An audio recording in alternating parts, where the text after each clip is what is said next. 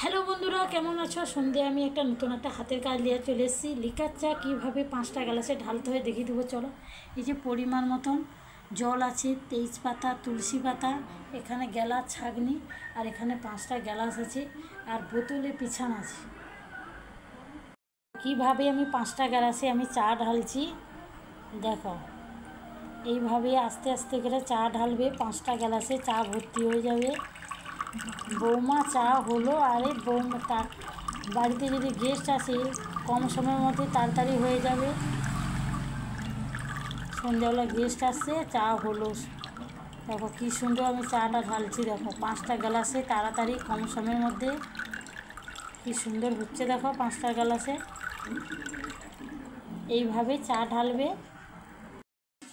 দেখো এই চা ঢালাটা যদি ভালো লাগবে আমাকে লাইক করবে, শেয়ার করবে, কমেন্ট করবে। আগামীকাল দেখা হচ্ছে, সবাই ভালো থাকো, টাটা।